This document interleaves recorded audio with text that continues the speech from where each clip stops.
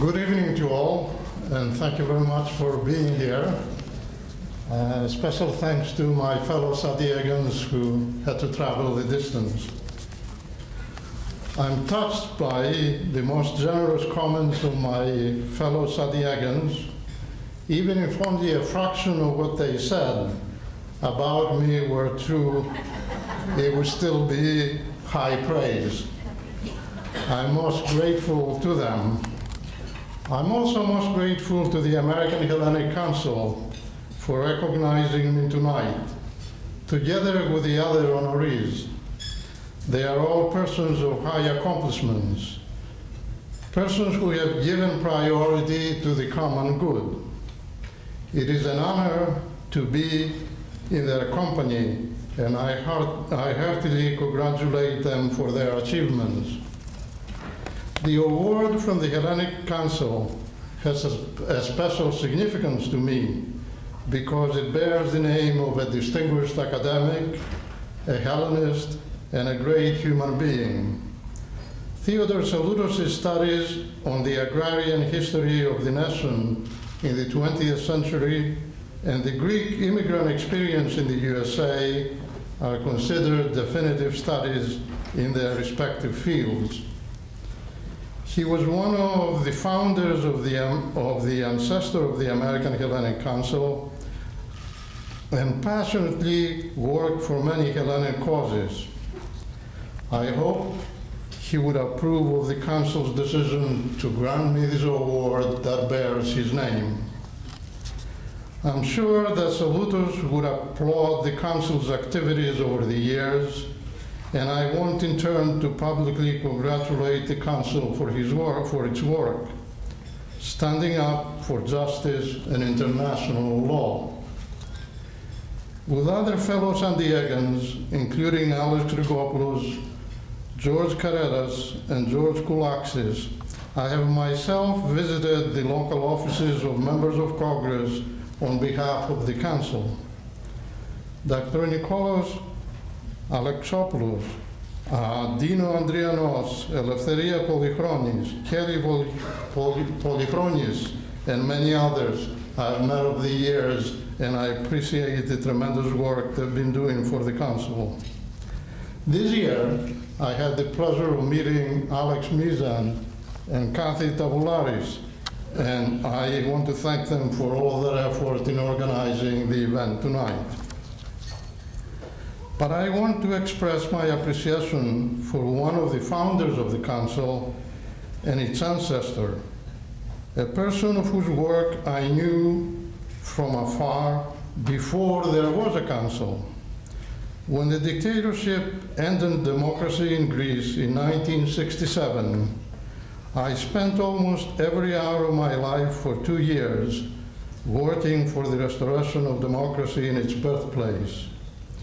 With other academics, I formed a committee and established a radio hour in Boston to inform and influence the public opinion about the Greek dictatorship. I also read everything about the anti-junta activities around the world, including in LA. Not surprisingly, the leader of the opposition to the dictatorship in LA was Aris Anagnos.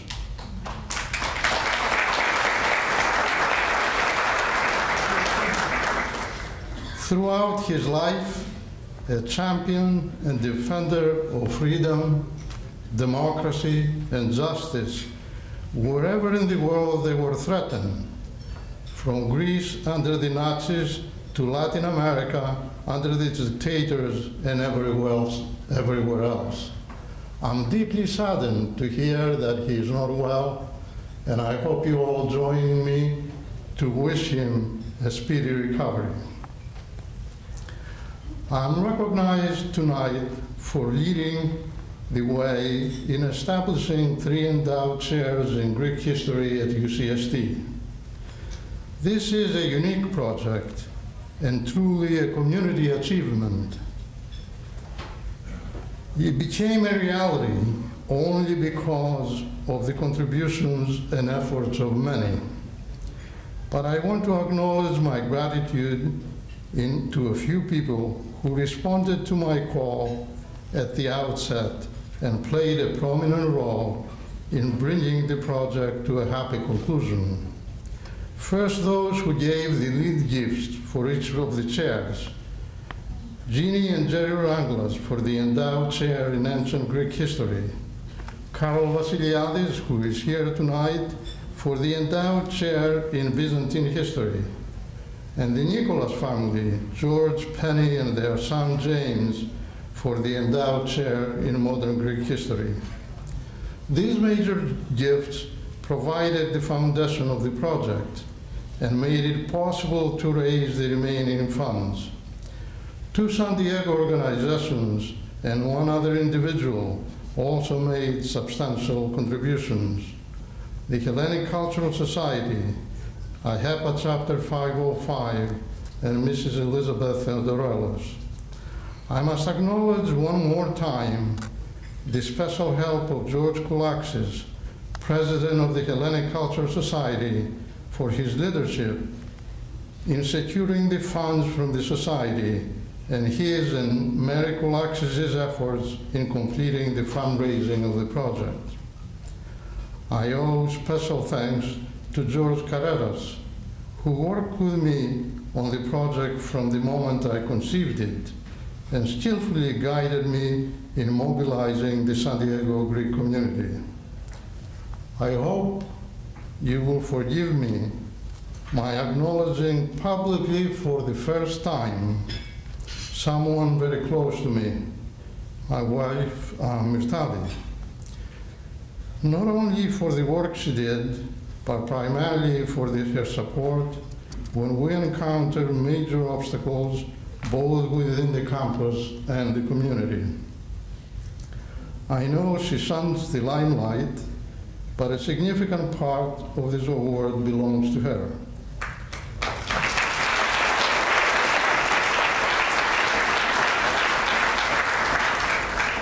Of course, there are many others, more than 120, whose names I will not read tonight, who gave whatever they could, and their contributions, however small, made all the difference in completing the project. This is a significant achievement for a small community, and I consider this award an appreciation for what this community accomplished. As for me, I was only following a family tradition, and another, shared by all of us here tonight, that goes as far back as 2.5 millennia ago. First, the family tradition. My brother, Athan, established the first endowed chair in Greek studies in the USA, the George Seferis Chair at Harvard University in 1974.